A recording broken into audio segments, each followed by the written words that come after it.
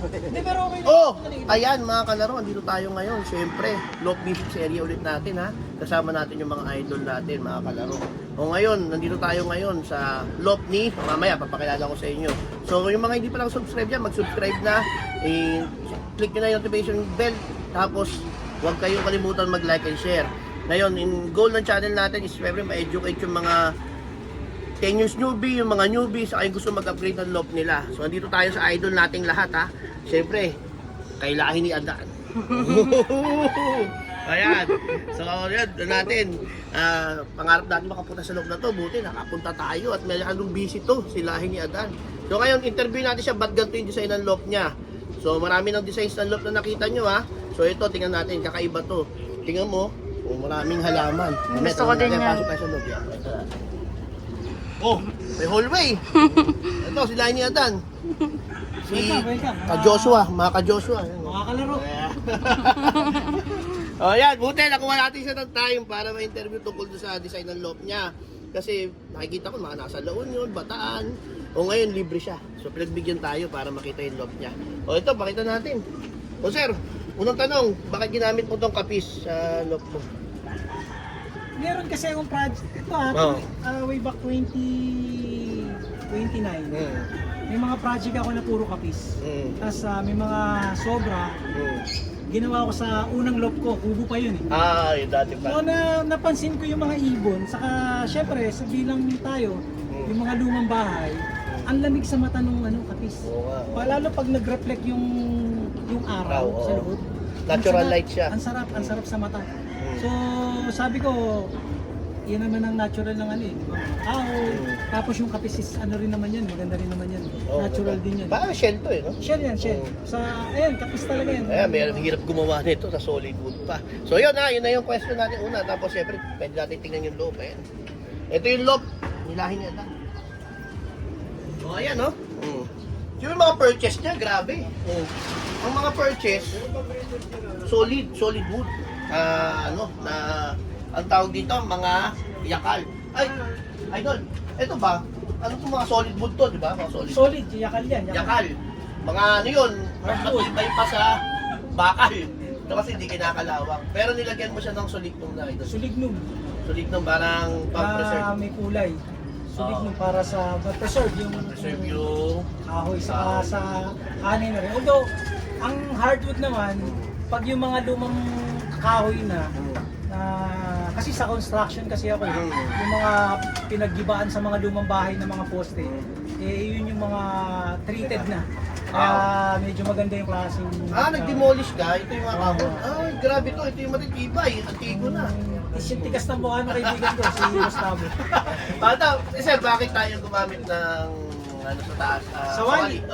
Siyempre yun, natural din. Yun nga, natutuwa nga ako kasi may mga sa akin na natural talaga ako. Mahilig ako sa natural kahit sa mga rito, puro natural din. Mga pakulukan. Ito kasi sa kawayan kasi yan sa wali. So malamig din sa pakiramdam yun.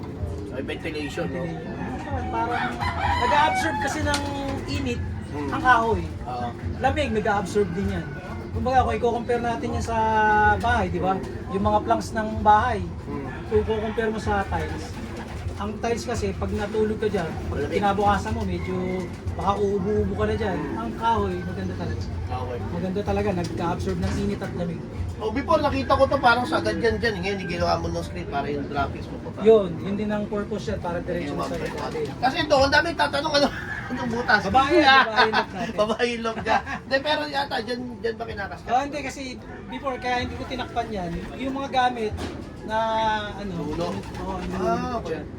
Hindi ko na naayos kasi mahal ako sumingil sa tao. Mga paiba-saiba ko na yung payagawa. Tapos, nagtatanong din yung mga ibang kasi yung mga ibang natin yung kailan sila naglilinis, araw-araw pa naglilinis. Sa'yo ba, itong mga droppings sila, yung mga gaano katagal mo yung linisin? Sa akin, personally sa akin kasi, pag ako lang yung dito, minsan weekly naglilinis ako sa matagal din ako maglinis kasi ang base kasi sa akin sa experience ko, territorial kasi ang mga ibon. So yung mga droppings sila, alam nila kung sa kanila yan. Okay, so parang ito yung droppings niya, parang alam nila sila yung sila yan. Hindi naman sa akin, parang Para- Wag lang mababasa. As long na hindi nababasa, Walang ammonia. okay lang. Kahit hindi ako masyadong malinis sa Kaya- Kaya na sabi ko sa iyo kanina, nagpalinis na ako sa baba kasi para pakitang tao lang. Ano, dami kasing bisita. Na malinis yung loob ko. Pero hindi, madumi ako. Wow. Yung mga ibang yung biglang na maglo-love visit, makapansin nila madumi. Madumi talaga Kasi ako. nung nakaraan, nakita ko, nung naglalaban ka, kumpul ang dami. kumpul. Nung ano, sabi ko, naku, karera na. Pero yun nga daw yung nagpapatigal na yung immunity ng ipon, Oo. yung mga dumi nila. Eh sir, ito, yung sa likod, ano ba itong meron? Ano rin to, APR rin kasi yan. Paikot siya. Paikot to.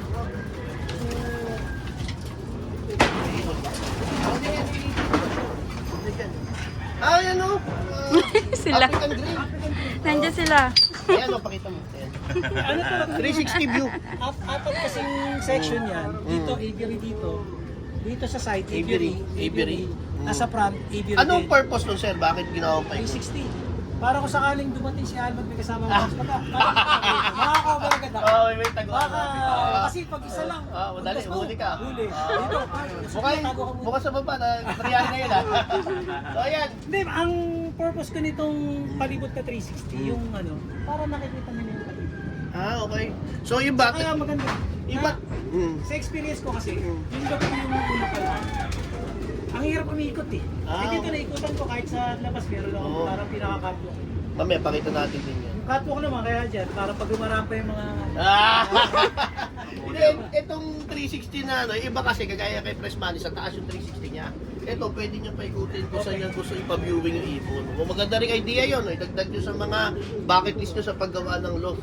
Tapos ito sir sa gilid, ikot siya ganon, may mga pinto yan, magkapila. May mga pinto to. Ito mo. Maganda ng araw. Okay, so, no? Pwede. Ito. Sliding. Sliding. So, pag ganun siya. Ano, may tuturuan ako na Pakita mo. isang patch. Oo. Iwanan ko muna rito. May close siya, may... Dalawa, may close. Bali, Kasi ito- gilid. Meron din dito. Ayan o. Pero palikot yan eh. Pa-diretso doon. Ganda. Ganito, pwede na idagdag to. Yung sa akin, hindi ko alam paano gagawin paikot yun. Sa harap lang talaga. Pero, ang ganda dito kasi, sa area niya, yung loft niya mataas, paikot. Pwede yun. Nakita nga yung view nung ano eh. Mamaya, tanong natin kung paano niya ginagawa. Before kasi nanonood ako online niya, Dan, yung may puno, hindi dumadapo yung ibon mo doon. Dati doon sa mountain. Ay, malaan. Yung kagaya nung umuwi ng Tagbalon. Pero ngayon, hindi na dumadapo ng puno kasi doon pa yung loob ko nung sa puno sila dumadapo. Wala na eh, no? Ito trapdoor mo, sir. Ito na, harapan na tayo. Ito trapdoor ni Sir, ano daw to? Made of mulawin. Mulawin. Ayan, no? Sabi niya, bulok na lahat. Ito, hindi pa. Ako, tagal to. Pulis ko kumuha nito. Nung Ay, kami pandemic, ka. Wala magawa ng pandemic. Ay, no, may date pa yun. I don't know. June 2020 yan kasi. Okay. Tapos dito, yung pads. Oh, dyan. Bakit sir ginawa mong mababa itong landing board? Kasi compared sa mga iba, ang landing board nila, yung pagka dito, tapos yung aviary nila, yung kasya tao. Ang ginawa mo, nasa baba yung aviary. Aviary sa baba. Oo. Kasi, kumawa kasi na puro aviary, double purpose. Oo. Double purpose kasi ako eh. Mm. Kumbaga, pwedeng sa stock na lang to pag tapos na yung karera. Oo. Para nakaka-view pa rin sila. Tapos nakakakyat sila dito. Dito nakakayat sila. Kasi Okay. plano ko kasi yung mga, di ba, north ko rito. Pag natapos yung north, yung south ko, pag may mga early bird ako ng south, nasa baba muna. Pag natapos ng south, saka ako ililipat dito sa taas. Okay. Kaya may sliding door dito. Tapos kaya yung tanong mo rito, kaya mababa rito. Sa experience ko kasi, mas komportable ako pag yung mag-stick ng mas maka-level ko lang. Para madali ko silang mapapasok.